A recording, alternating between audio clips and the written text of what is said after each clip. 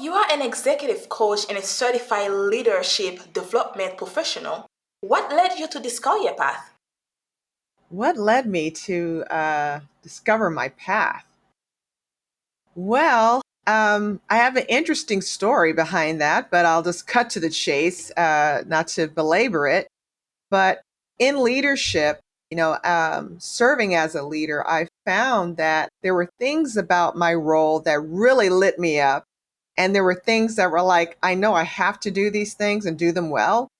And so I was on a quest, to discover, how do I get more of the things that I'm really passionate about, the things that I believe are my superpowers, and that was coaching, mentoring, and developing talent. And so as I was exploring that, I would say that journey led me to have various conversations with people inside my company to discover more about um, their path. How did they get to where they were going? And in one conversation in particular was really striking for me because this particular leader, her background was in accounting. And she was a controller in accounting, but now she's working in leadership and employee development. So her path was now in leadership and employee development. She had been with the company over 20 some odd years. And I was sharing with her that I was really passionate about wanting to be a coach. At this point, I had figured out I wanted to be a coach, didn't know how to get there. What might that look like? And she said that it will be important for me to get a certification in either leadership development or in organization development so that I would have context around that landscape in order to make the leap into this quasi HR space, because my education had been in business. My undergrad's in business. I have an MBA. And so, but I don't have an HR background.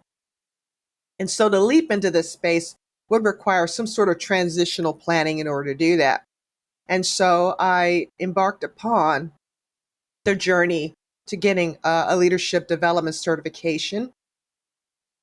I felt like it was a prerequisite for ultimately where I needed to be in going through a coaching program. So that was what put me on the path to moving in that direction. Wow. And before that, were you working for a company doing something similar to that? Or what were you doing before that? Absolutely not. I was working in talent pipeline development for my company. I had responsibility for an engineering pipeline and growing, into making the most of this opportunity that I had. And so, no, it was not an immediate A to B kind of thing here. So we took the steps to gain some additional education, and also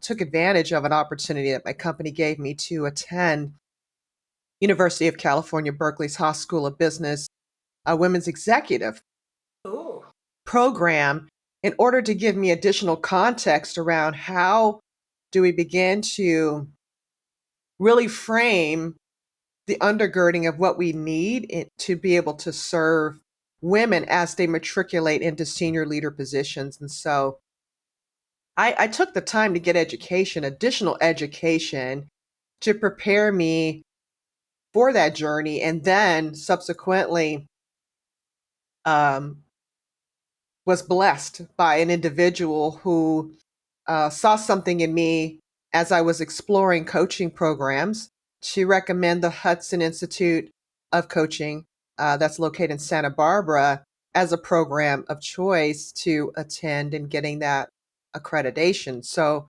um, some groundwork was laid before we actually entered a coaching program, and then, formally, began this journey. so would you say that take that person seeing something on you, especially when you went for the certified leadership professional development, when you get that, when you go to that program, did you say that one kind of prepare you to become an entrepreneur? What prepared me to be an entrepreneur?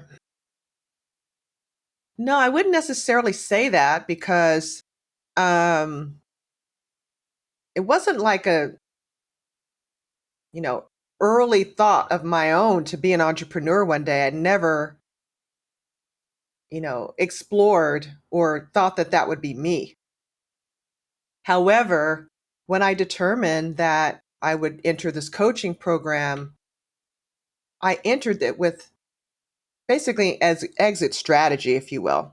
That I Right. knew that after my corporate career, that I would be doing this passion and purposeful work. After I completed my corporate career, if you will, and so I took the time to begin to stand up my business right in parallel with going through my coaching program. So year one was, getting my LLC. Every year I had, goals for my business. I'm doing this in parallel with my corporate job. So I wasn't trying to take that leap necessarily and going full ham, if you will, in being an entrepreneur.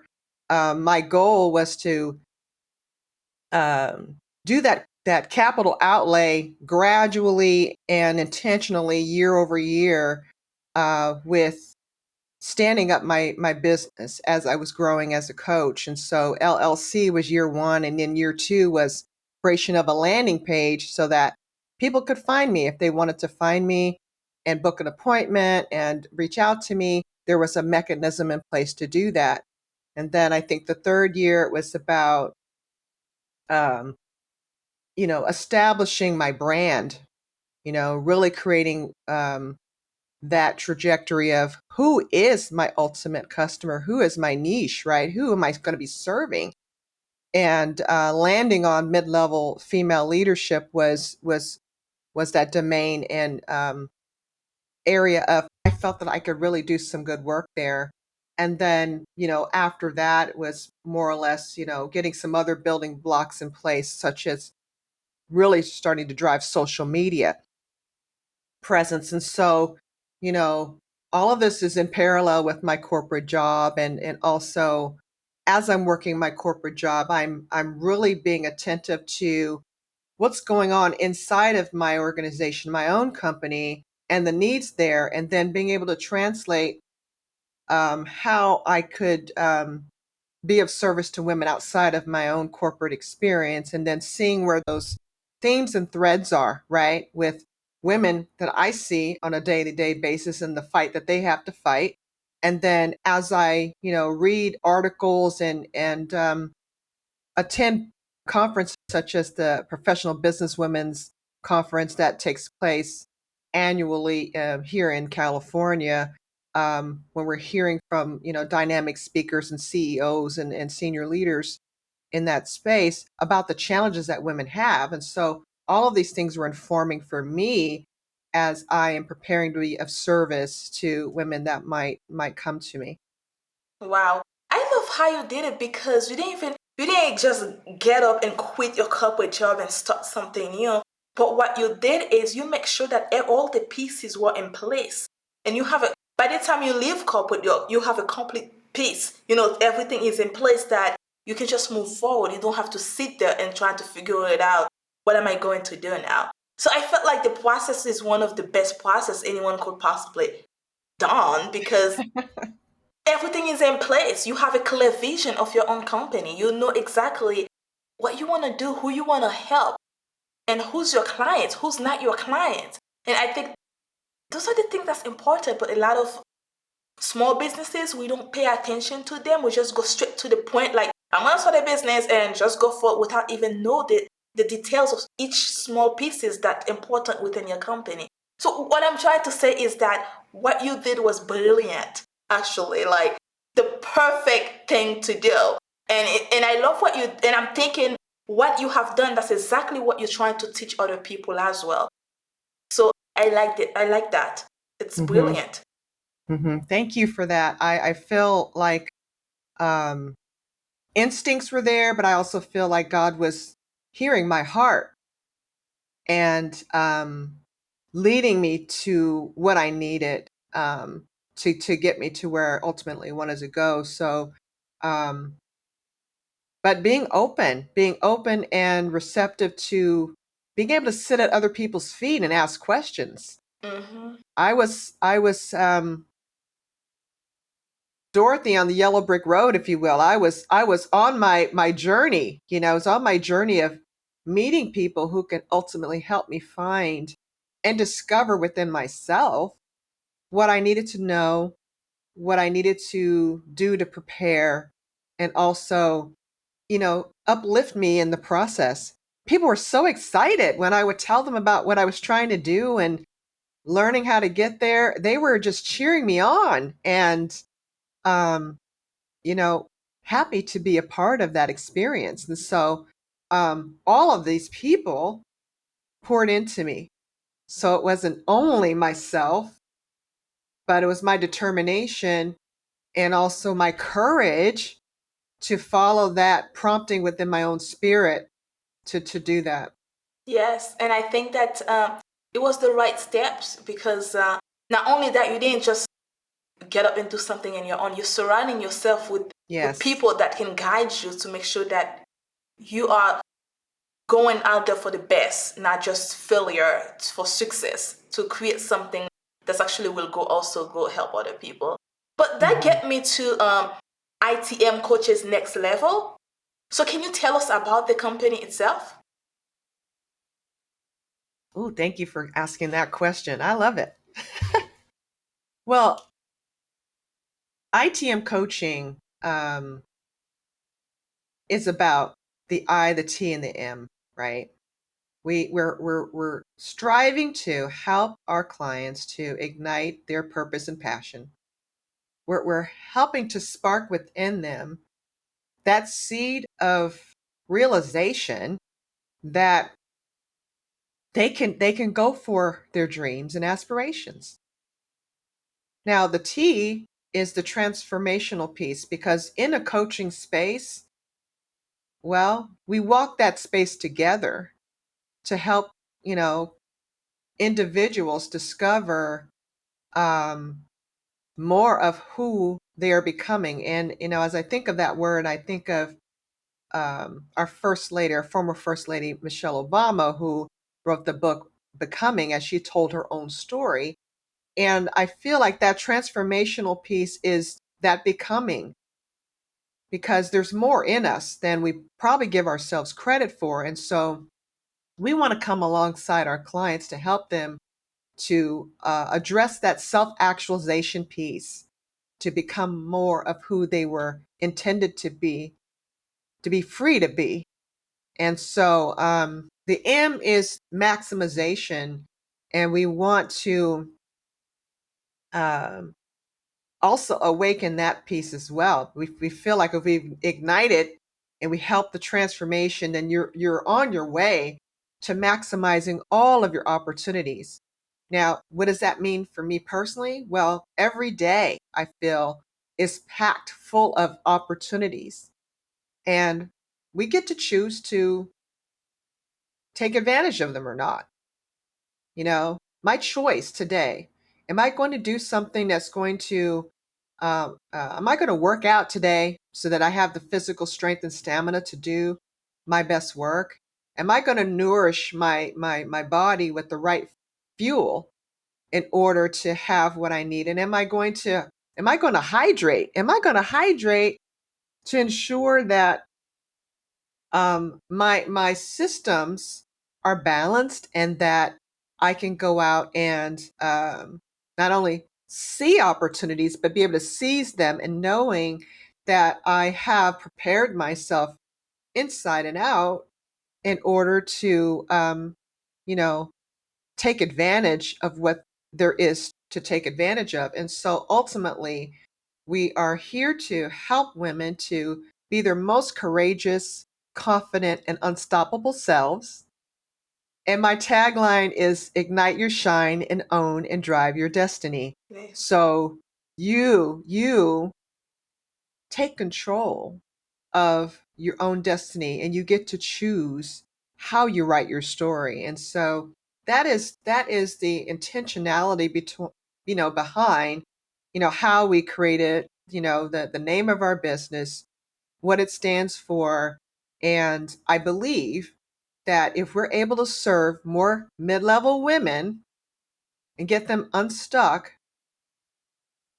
get them to see that, yes, I can, and yes, I will, then we can get more women up the platinum staircase into these senior leader seats.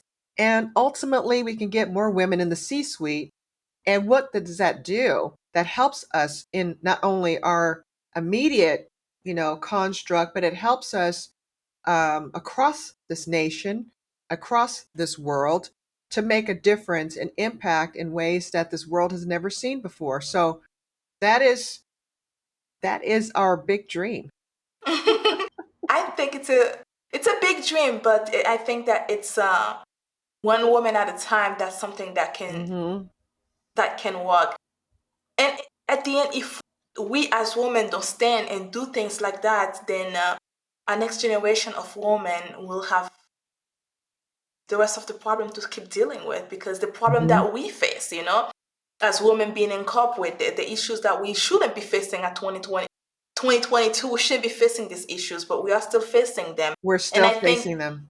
yeah, Hmm. exactly. And having a company that's want to support women to, okay, not every woman want to start their own business. Some might just want to be in corporate, be an executive, be in this C level, and then having a company that can help them to be able to get them, guide them on how to get there is important, because business is not for everyone. So we Hmm. still need to be able to be in a space where male is the power there. We still, as women, we still need to be there.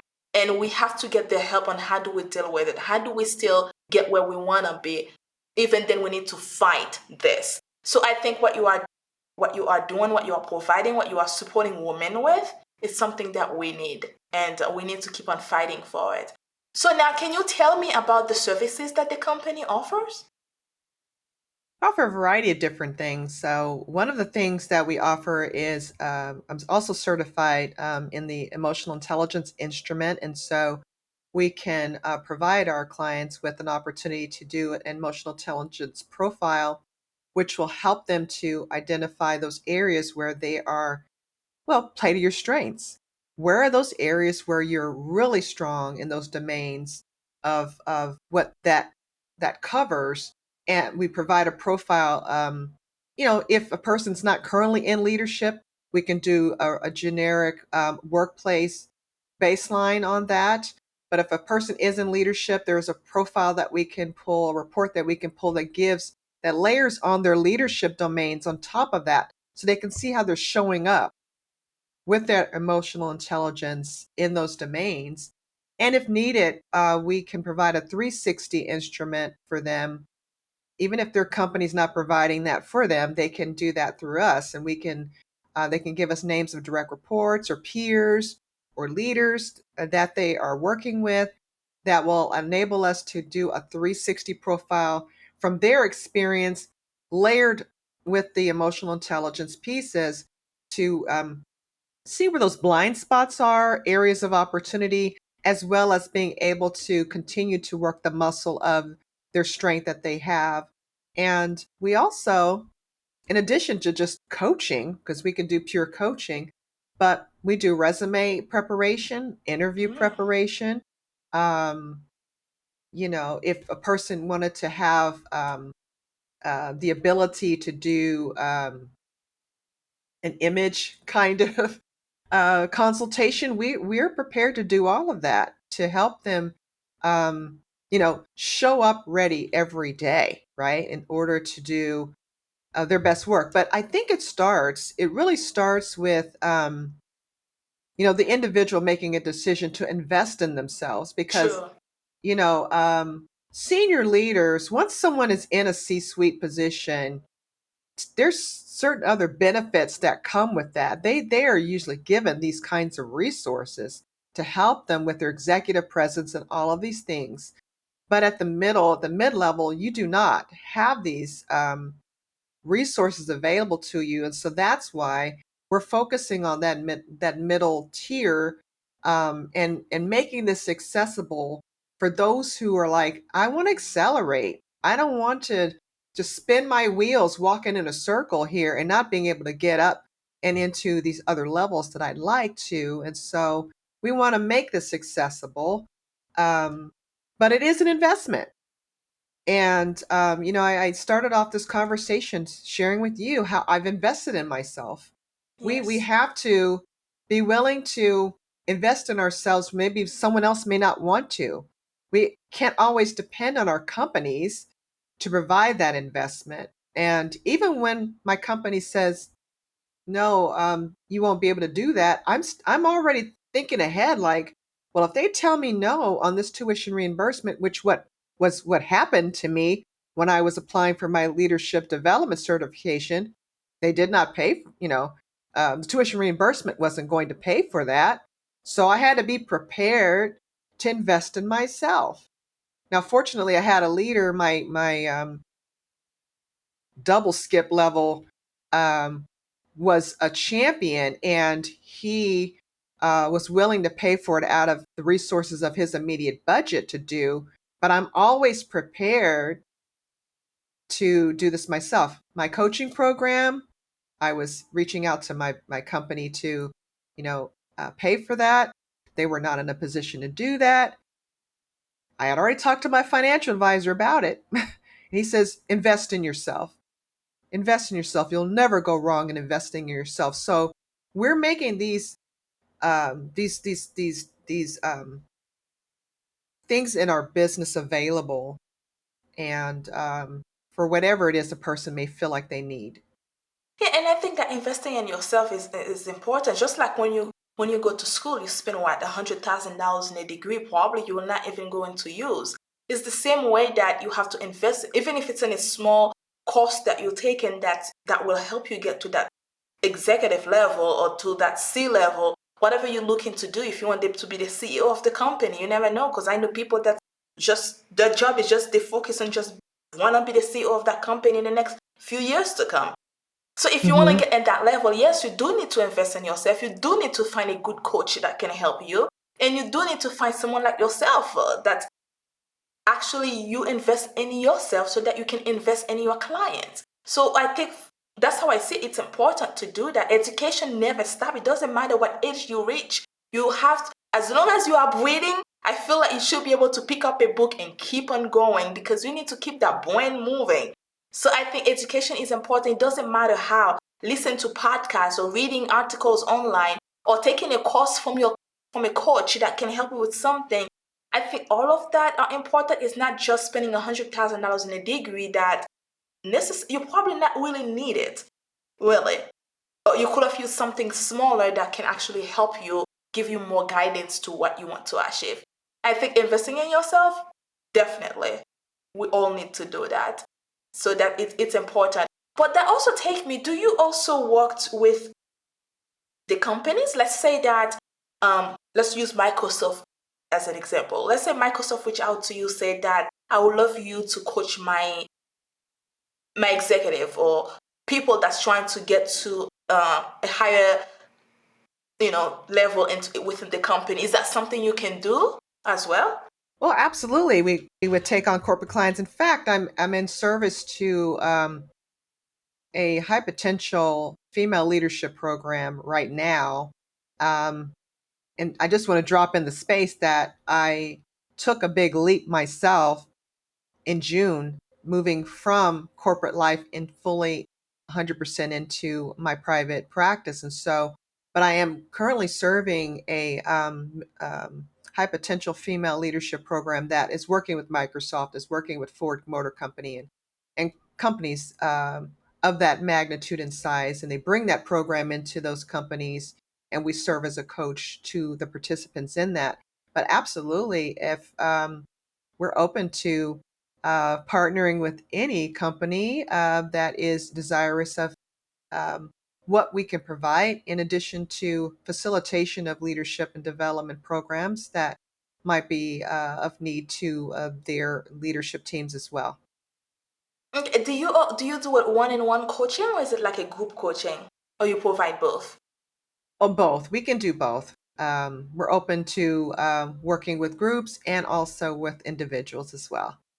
So let's say an individual that's working for Apple, they're looking to get coaching from you. What would be the step of getting that help from you? Okay, how to reach out to me? Exactly. Okay, well, we have our landing page, ITM Coaching Next Level.com, where people can reach out and book an appointment there. I am also on LinkedIn, so if someone wants to reach out to me there, they can spark a conversation there as well. And so we make it easy for clients and potential partners to reach out to us and start those conversations. And I know that earlier you said that you also can help with resume and things like that. But let's say that someone that's not working right now, can you also coach them on finding a job and also with the resume and everything else? Well, we have had instances where we've had individuals who are in transition, and so the answer is yes. Um, but in my practice and the way that I approach it, it's not just I'm not a resume writing service, right? Right. So if someone just purely wants a resume, there are companies out there that just do that. In my practice, the way that I partner is that you're going to be getting coaching as we're doing this resume, because the more you're able to articulate to me your experience, your accomplishments, as we build out your work experience, it's going to make it easy for you to be able to now explain that to someone else. And I don't Mm-hmm. need to know your business. I just need you to be able to articulate it to me. If you're able to articulate it to me and I understand that as a layperson what you're describing, and we're able to translate that into verbiage on your resume document, then it's going to make it easier for you to translate that even in an interview space. And we do, interview prep as well. So it's been my experience with women in particular that we have a hard time giving ourselves credit for all of the great work that we do. And, we're doing this work and, no one knows but you what you're doing. We're not even telling our leaders what we're doing, right? And then we're just expecting them to be a mind reader when it comes to performance management, when it's time to get my raise, when it's time to be considered for a promotion. So if I'm working with you on a resume, if you will, you're going to be practicing how to articulate your value proposition. You have to be able to do that. And then that translates to a resume where someone can read it and be able to clearly see, like, oh, we see how you have delivered for your business, Mm-hmm. and how move the needle in that role to help your business operations achieve their goals, right? So yeah, it's not purely just resume writing with me. So I just wanted to clarify. Right. Well, I know that, but I was just wondering because there's people out there. Sometimes I know when they are looking for a new position, maybe they are working right now, but they're Yes, looking to leave the companies for to get a higher position yes, somewhere else because there's no opportunities for where they are. They feel stuck, and I was wondering if you can help them unstuck yes, and be able to yes. go out there and find something better that match what they're looking for Yes, in I their really life. appreciate you asking that question, because that allowed us to talk about that a little bit. So yeah, so if needed, we have had clients that were just doing purely career development and transition, right? Because that's what you're describing, Mm-hmm. um, to help them, navigate that pivot. And I'm happy to help you navigate the pivot, because sometimes the pivot is where you're going to be able to grow. Um, Staying where you are, sometimes we bump up against that ceiling, right? And so you Mm-hmm. have to be able to call it for yourself. You have to be able to call it, like, I've done everything I can do here. and I see that, I want to move. I'm ready to move. And there's barriers around me here that will not permit me to do that. So it's time for me. It's time for me to grow some wings Exactly. and get to where I'm trying to go. So absolutely, we're all about helping, not only working within your organization, but yes, if you're desiring a pivot, we're more than happy to help you with that. Exactly. So your Yeah. company help both companies, but also individuals that's looking to grow themselves. Oh, absolutely. And I say my first priority is for the individual because sometimes in internal coaching with companies, the company may have a particular agenda in place, and unless you have a vision for yourself, someone else is going to have a vision for you, and it may not Yes. be the vision that you want for yourself. Mm-hmm. And so I just thought I'd drop that in there because that's why I'm offering or have created this space to make this accessible, because your company and your timing on your pivot just may not be in alignment, and you're not trying to tell your boss that you're looking for something outside, right? Yes. So you work your own strategy, and you set the parameters for your timing, and then do what you need to do, right, in order to prepare for that move. Absolutely. But you also work toward diversity and inclusion. Can you elaborate on what are the things that organization can focus on to ensure a good representation for the employees in general? I love that question. As I reflect on that, I'm just thinking to 2020, right? When we were introduced to this pandemic, and what the world looked like from a business perspective before that, and where we are now. And also in the advent of the George Floyd incident, I'll just drop that in the space, right? So there are lots of things that have transpired that I see as opportunity, to move in a direction that we've not explored before. Right. We're in this space of quiet quitting, where, because this is a byproduct of this pandemic as well, right? Right. We've been working sheltered at home for a few years. People have had time to think about what's really important to them, and now they're, in this space of navigation or redefining, what life looks like for them and what does the job mean for them today. And so I say all that to get into this D&I space, because now that we're dealing with this new paradigm that we're living in, I feel like companies have an opportunity to really be intentional about um, re- retaining that quality of empathy, compassion, um, authenticity that we experienced when we were living in this, being on Zoom and Teams and whatever have you with this virtual world. And so Mm-hmm. we got to see inside people's homes. We got to see the real person. No one's dressed up with all this makeup and glamour and, all this stuff. We got to see that we're really all the same. Yes. And senior leaders, I got to see their bedrooms and garages too. It was not, it was, there was no, there was a level set for everyone. And so I would love to see, companies hold on to this humanity piece that we all had a taste of during this pandemic space, and opening um, the opportunities um, to all kinds of people. Let's not get caught up in what I'm wearing. Let's not get caught up in how my hair looks. Let's really, what is the value of what I bring to the table? And can I do this job and do it well? That is really what matters here.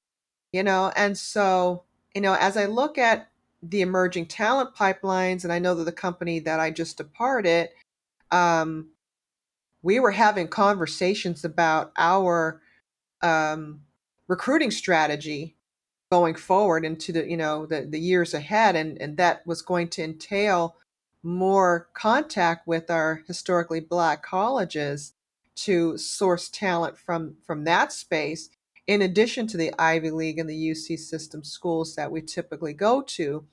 And it's going to take out of the box thinking about who is available, who can do this work, and you know, who can make a difference in this space, more so than the what, which is the exterior of the person.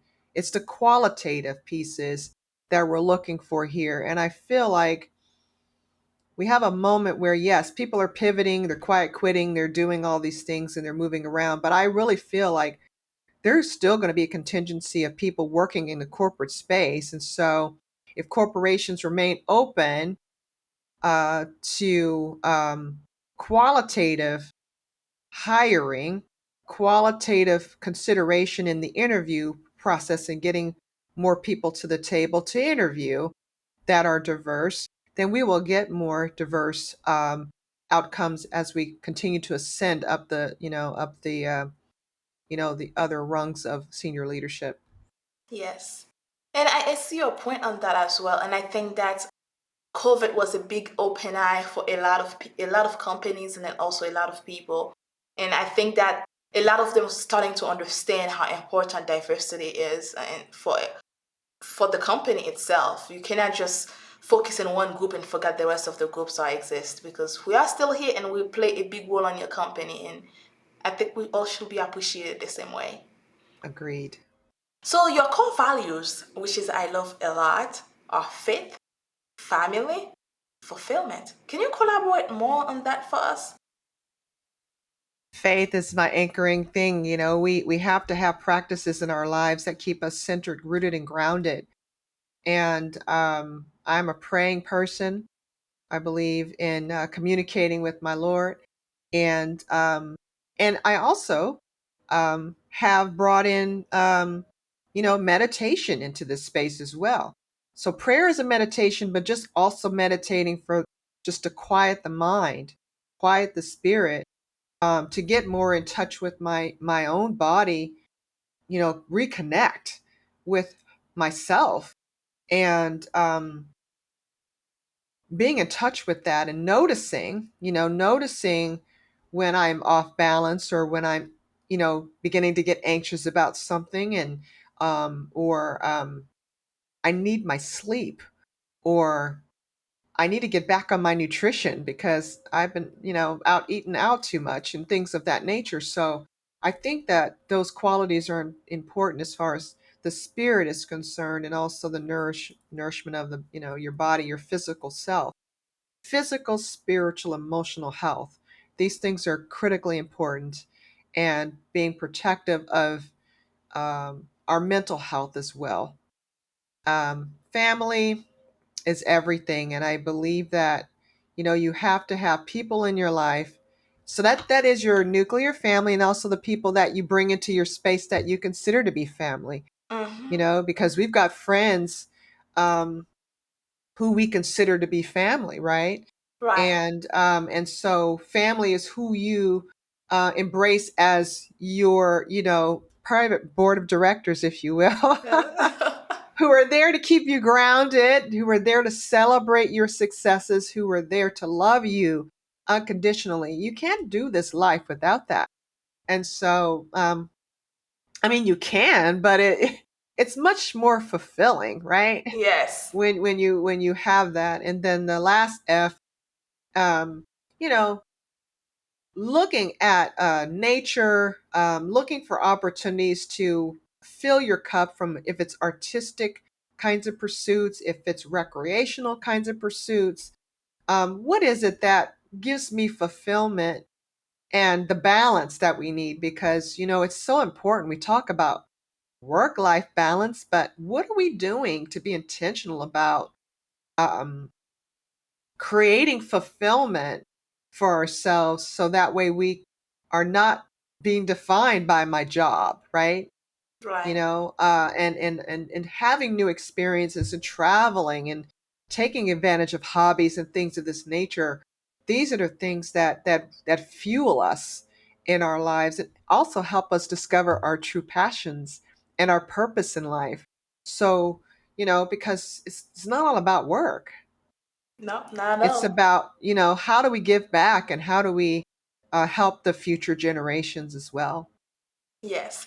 And I think that we're supposed to come to this world, we're supposed to learn, and we're supposed to pass on that information to the next generation so they can take that and make it even better than what we created. So I think that's our purpose. It's not just to learn and then make money and then pay the bills. Oh my goodness, you pay the bills. We do that a lot and forget that everything else exists. We're supposed to explore this world and we're supposed to learn and we're supposed to pass it on and go on with life. And And I it think, and enjoy it. yes, enjoy it. And I think that even when you're enjoying it, you're also learning. Like, for example, I love Mhm. nature. So when I go hiking or do something like that, I'm not only having fun, but I'm also learning. Because Yes, sometimes I see animals I didn't even know they exist, or I see planes, I see different things that, oh my goodness, this is nice. What is that? And I'm learning at the same time. So you can have fun and learn and still explore this world and take what you learn and pass it on to the next that's generation. right. Yes. So, do you have any word of advice for women starting out? Mm. I think the wisdom that I will leave here in this space, and of course, this is not the last word on it, but the wisdom that I will leave in this space is to go for it. I believe that every person comes to this planet on board it with a gift. There's something that you have that someone else um, needs to come into contact with and be able to experience. And Mm-hmm. so, if you have an idea for a business, then certainly be intentional about how you go about getting started. Sometimes people are have an idea, but they don't understand that there's lots that come with the territory. And I would want to offer that it's important that you're prepared for outlay of capital that comes with it. I made a choice to kind of every year have a particular goal to achieve certain things, but there's cost involved with all of those things. Getting an LCC or some sort of incorporated status, that there's a cost there. Um, Maintaining your business year over year, there are Yes. taxes. Mm-hmm. You need to do your bookkeeping yourself until you're able to have someone do it for you, but you absolutely need a CPA to come alongside you to ensure that you are maximizing your opportunities with your business and giving yourself credit for the things that are investing in your business. Um, yeah, and if you need a mentor, a business mentor, they're out there. But a lot of things are available to you that you can research on your own. Google is a wealth of has a wealth of information and ask questions of other women who are already in business. So you don't have to just be paying everyone left and right. Because let me tell you, as soon as you open the doors to wanting to be in business, everyone wants to sell you something and you don't have to buy everything, right? So That's true. do your own research, but take time to trademark if that is a component of what your business needs and requires. Okay. If you need a doing business as name, make sure that you invest in these kinds of things. And just don't bite off more than you can chew initially. Try to take the immediate steps just to get yourself started. Allow yourself to grow, and then as more profitability comes your way, you can turn around and invest more. So, but I absolutely encourage people to get started and start off small. Even if you do an Etsy store, because there's lots of creative people out there, they have gifts and talents. You can create an Etsy store to get started. And I don't think that that requires a whole lot, like what I've just described over here, but that's a good, entree into maybe having a business, and then you can take the, initiative to scale that if that is your desire. Exactly. Well said, Cheryl. I don't have anything to add into it. And thank you so much for giving me the opportunity to have this conversation with you and sharing your knowledge with other women. And I think that what you are doing is necessary. We need to pass on those knowledge. You spend a lot of time, a lot of energy, a lot of money educating yourself to be able to provide what you provide. And I think that passing on that knowledge to other women that can go out and pass it on, pass it on. Imagine that 100 years from now, we won't be here. Me and you will That's not be right. here. But what we know, what we have learned, is passed on, and people are still using it. And I think that for me, I see it as a huge opportunity in this world that a lot changed, but I felt like a lot was changed for the better so that we can share our knowledge with other people. Yeah, we're here to make a difference. I just want to say thank you for you, for your vision in standing up this WOMEL company. I have to celebrate you for a moment here because you're here making a difference. And so and that's what it's all about, you know. Yes. And thank you, Cheryl, but I can't take all the credit because I meet wonderful women, amazing women, smart women just like yourself every day that's coming in and share their knowledge as well. So it's not just me. So it's all of us that's coming together to create something bigger than ourselves so that we can leave it behind for the next generation. So us as women, kudos to us for the one that believe in supporting other women and for the one that believes that we can change this world because I believe in it. On that note, I say thank you. That's our legacy. Yes, thank you.